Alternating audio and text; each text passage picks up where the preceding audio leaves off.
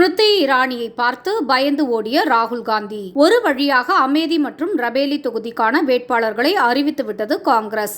எதிர்பார்க்கப்பட்டது போலவே ஸ்மிருதி இரானியை எதிர்த்து நிற்க பயந்து தன்னுடைய மானத்தை காப்பாற்றிக் கொள்ள காங்கிரசின் இளவரசர் வேறு ஒரு தொகுதிக்கு தாவி இருக்கிறார். இதுதான் பாஜகவுக்கும் காங்கிரசுக்கும் உள்ள வித்தியாசம்.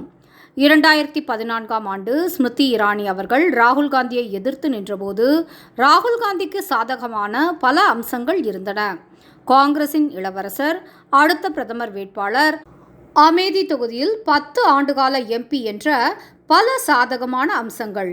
ஆனாலும் 2019ஆம் ஆண்டு பொதுத் தேர்தலில் தைரியமாக ஸ்மிருதி இரானிக்கே மீண்டும் வாய்ப்பு அளித்தது பாஜக. அதற்கு காரணம், தோல்வி அடைந்த நாளிலிருந்து அடுத்த 5 ஆண்டுகள் வெற்றி பெற்றே தீர வேண்டும் என்று அதி தீவிரமாக உழைத்து கொண்டிருந்தார் ஸ்மிருதி இரானி. 2019ஆம் ஆண்டு தேர்தலில் 50,000த்திற்கும் மேற்பட்ட வாக்கு வித்தியாசத்தில் காங்கிரசின் இளவரசரை தோற்கடித்து காலம் காலமாக நேரு குடும்பத்தின் கோட்டையாக இருந்த அமேதியில் பாஜகவின் கொடியை நாட்டினார். ஆனால் காங்கிரசின் இளவரசர் ஒருமுறை தோற்றவுடன் மறுமுறை அதே வேட்பாளரிடம் மோதுவதற்கு கூட திராணி இல்லாமல் பயந்து தொகுதி தாவி இருக்கிறார். பாஜக இந்தியா முழுக்க கடந்த 10 ஆண்டுகளில் செய்த சாதனைகளை சொல்லி வாக்கு கேட்டு வருகிறது. அதேபோல 15 ஆண்டுகளாக இந்த தொகுதியில் எம்பியாக பதவி வகித்த ராகுல் காந்தி அப்போது என்னென்ன நல்ல மாற்றங்களை கொண்டு வந்தேன் என்று கூறி வாக்கு கேட்கலாமே. ஆனால் அவருக்கு நல்லாவே தெரிஞ்சிருக்கு, அவர் 15 ஆண்டுகளாக எம்பியாக பணியாற்றியதை விட அதிகமான உழைப்பை கடந்த 5 ஆண்டுகளில் கொட்டி இருக்கிறார் ஸ்மிருதி இரானி. தப்பித்தவறி மீண்டும் அமேதி தொகுதியில் போட்டியிட்டால் அது அவருடைய அரசியல் வாழ்க்கைக்கு முற்றுப்புள்ளி ஆகிவிடும் என்பதையும் ராகுல் நன்றாக அறிந்திருக்கிறார். அதனால்தான் அடுத்த பாதுகாப்பான தொகுதியான ரபேலியை தேர்ந்தெடுத்து இருக்கிறார்.